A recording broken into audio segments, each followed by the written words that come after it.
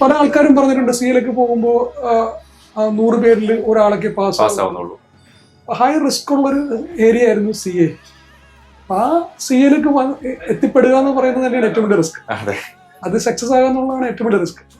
ആ ഒരു risk factory 2% ഒക്കെയാണെന്ന് passing percentage പറയുന്നത്. ആ സമയത്ത് നമ്മള് അതൊന്നും അത് അങ്ങനെ എനിക്ക് തോന്നുന്നത്, എനിക്ക് പേടിയുണ്ടായിരുന്നു പാസ്സാകാൻ പറ്റുമെന്ന്. ആ പേടിയായിരിക്കണം എന്നെ പാസ്സാക്കിയത്. കാരണം പാസ്സായില്ലെങ്കിൽ ഒന്നുമില്ല, ബാക്കിലോട്ട് നോക്കുമ്പോൾ ഒന്നുമില്ല, 0 ആണ്. അപ്പോൾ പാസ്സാകണം, പാസ്സായിരിക്കാൻ പറ്റില്ല. അപ്പൊ ആ രീതിയിൽ നമ്മുടെ സ്റ്റഡി പ്ലാൻ ഒക്കെ മാറ്റി, എല്ലാ ഇൻവോൾവ്മെന്റും മാറ്റി. പലയിടത്തു നിന്നും നമുക്ക് ഇപ്പൊ ഫാമിലി പരമായിട്ടുള്ള അടുത്തു നിന്നാണെങ്കിൽ എല്ലാവരും മാറ്റി നിർത്തലുകളൊക്കെ ഉണ്ടാവും. കാരണം ഫിനാൻഷ്യലി നമ്മൾ ഇച്ചിരി പൂറായി കഴിയുമ്പോൾ എല്ലാം ഉണ്ടായിട്ടുണ്ട്. ഇതെല്ലാം നമുക്കൊരു അനുഭവമാക്കി, ഇതെല്ലാം നമുക്കൊരു ഫ്യൂലാക്കിയാണ് നമ്മൾ പഠിച്ചുകൊണ്ടിരുന്നത്. കിടന്ന് ഉറങ്ങുമ്പോൾ പങ്കൽ സാറൊക്കെ പറയും ഫിയർ ഉണ്ട് എന്ന് വെച്ചാൽ കിടന്നുറങ്ങുമ്പോൾ എഴുന്നേക്കും, പഠിക്കണം, പരിഹരിക്കാൻ പറ്റത്തില്ല. 10 മണിക്കൂറോ 12 മണിക്കൂറോ 16 മണിക്കൂറൊക്കെ നമുക്ക് പഠിക്കാൻ യാതൊരുവിധ ഇതും വന്നിട്ടില്ല.